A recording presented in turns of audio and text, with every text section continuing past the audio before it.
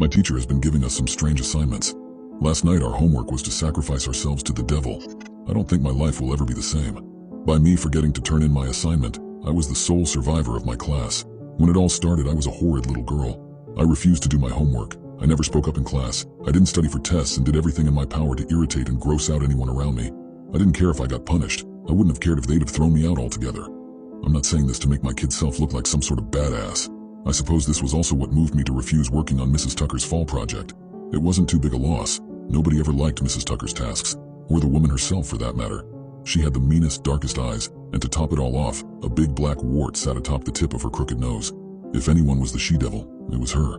Christ, I was scared of her. I still remember sitting in the very back of the classroom, keeping my head low and my eyes half shut, trying my hardest to fall asleep during her lesson. Despite managing not to look at her, I couldn't block out the rattling sound of her voice. It was high-pitched and overly gentle, and about as pleasant as the noise an unoiled door hinge would make. Hanny. I heard her call my name, but pretended like I hadn't. Hanny. Crap. She was coming over to my desk. Her chunky heels were clunking on the linoleum floor. I felt her gnarled hands on my shoulders.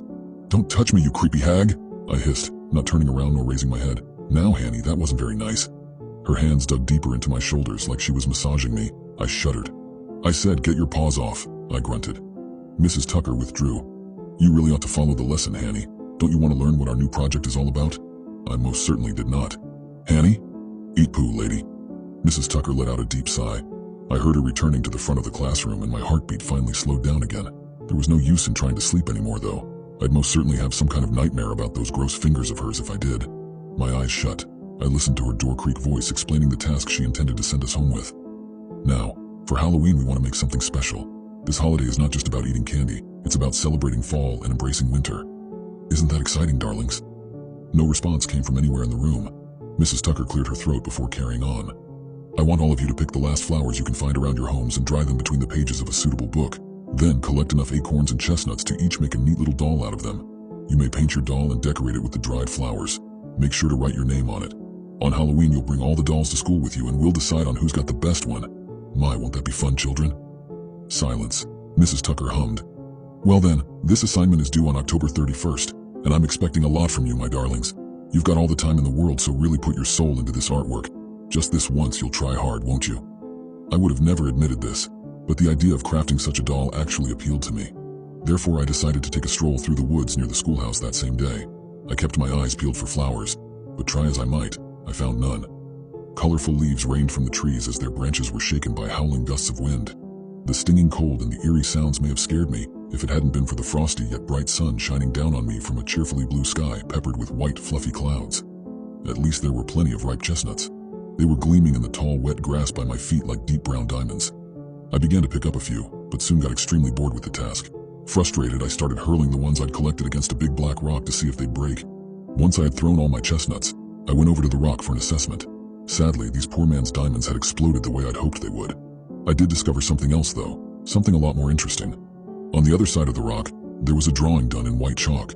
It was unlike anything I'd ever seen before, and the only way I can describe it was that it resembled a much embellished star with weird, indecipherable letters around it. I knelt there for a little while longer, pondering on the symbol's meaning and origin.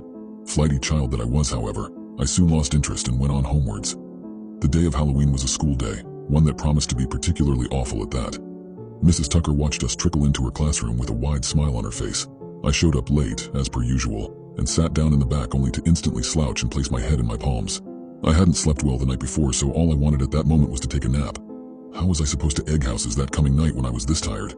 To my dismay, Mrs. Tucker had apparently intended to have her idiotic chestnut doll competition outside. "All right, kids, pack your things. We're taking a little walk into the woods. This weather we're having is just grand, isn't it? Oh, we'll have such a jolly time." I didn't bother to stifle my sigh of disappointment. I contemplated simply staying in my seat as an act of protest, but I didn't have the energy to start that big an argument, so I ended up obediently trotting along with the others. Mrs. Tucker led us away from the schoolhouse and into the adjacent forest. Shuffling through the underbrush, her hunchbacked form resembled a big moving tree stump.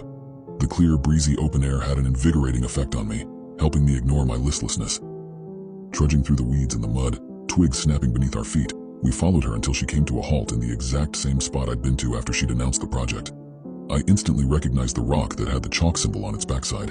I quickly rounded the large stone to check, and sure enough, the drawing was still there. It even appeared to have been freshened up not too long ago. Something about this seemed fishy to me. Sure, it could have been a coincidence, but I simply had this feeling that Mrs. Tucker was up to something here. All right, children, place your bags in a neat little row right over there by the mount. We don't want them getting dirty now. Please grab your dolls and line them up around this rock here. Don't dawdle. I could tell my classmates were just as confused as I was. Some whispered among one another, others exchanged doubtful glances. Nevertheless, they each started producing their contributions to the project and placed them around the rock at random. Mrs. Tucker seemed all too pleased. "Lovely," she proclaimed. "Now please turn around and close your eyes while I take a look at these." I recognized my own bewilderment in the faces of my fellow students. This was getting absurd. A mere few did as they were told. The others just stared at the teacher in confusion. "Turn around," Mrs. Tucker suddenly barked, causing all of us, even myself, to obey. My heart was racing. I couldn't believe how afraid I was all of a sudden. I was in some way deeply aware that something was going terribly awry. The wind picked up, growing colder and fiercer as it blew our hair into our faces and raised dead leaves from the forest floor, making them twirl and dance as it carried them along. "Lord and Master, hear my call!" Mrs. Tucker cried out, her voice warping and lowering in pitch until it sounded like something straight from hell. "Lord and Master, know my heart." I froze. I literally froze. I couldn't move anymore. I could blink and breathe, but I couldn't lift a single finger. I couldn't even open my mouth. Fear gripped me as I struggled against whatever force was holding me in place. I soon realized it was futile, though. The wind turned into a howling storm. Through its whistling, I almost couldn't make out what our teacher was saying. "I offer you these 19 souls, small and pure and ripe for your taking, by the dolls they have fashioned in their likeness, and by their names that they've carved into the fruits of your trees. Their souls are yours for the taking." My heart was drumming, my blood singing in my ears.